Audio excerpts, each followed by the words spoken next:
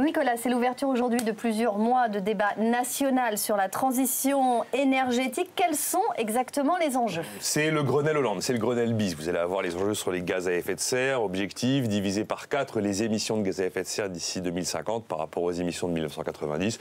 Et à tous les coups également, l'objectif en matière d'énergie renouvelable porté à 23% à la part des renouvelables dans la consommation des ménages en 2020. Après, on aura le problème du coût des énergies vertes. C'est très bien, l'éolien, le photovoltaïque, ça coûte beaucoup trop cher à produire. Donc aujourd'hui, c'est ultra subventionné.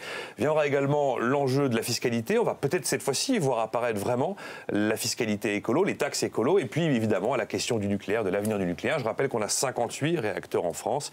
Ces 58 réacteurs assurent 77% précisément de la production d'électricité de notre pays. C'est un quasi-record mondial. Nicolas, après les enjeux, quelles sont les réponses que l'on attend de ce débat? Il y en a plein, mais moi je vais garder 3 éléments qui me semblent très importants. D'abord, comment est-ce qu'on réduit la part du nucléaire dans notre pays tout en réduisant la dépendance énergétique de la France. On sait effectivement que la facture énergétique, c'est le gros du déficit commercial annuel. Et on sait que oui, l'énergie, effectivement, est un élément clé à la fois de la compétitivité et de la souveraineté d'un pays. L'indépendance énergétique est liée à la souveraineté du pays.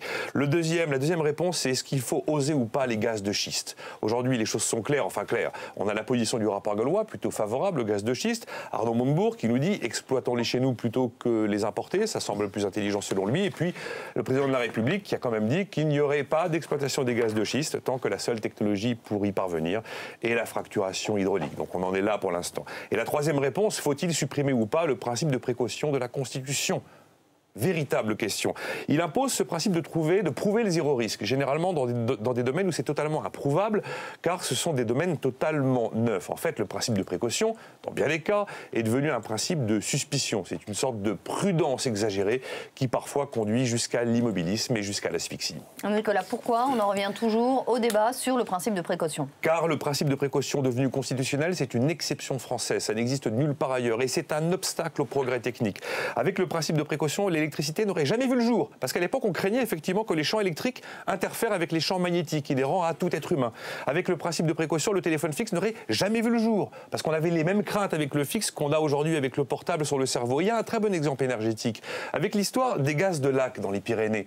On a trouvé effectivement, sous l'époque de De Gaulle, on a trouvé du gaz alors qu'on cherchait du pétrole. Malheureusement, ce gaz était très chargé en soufre, donc dangereux pour la santé. Alors De Gaulle n'a absolument pas voulu fermer le site. Et qu'est-ce qui s'est passé? On a continué à exploiter ce site et grâce à l'AC, on a fait des progrès techniques pour réussir à séparer le gaz du soufre. Grâce à l'AC, on a fait des progrès techniques absolument inédits pour faire de l'exploitation horizontale. Résultat, le site de l'AC a produit 2600 milliards de mètres cubes de gaz, c'est-à-dire 6 années totales de consommation en France.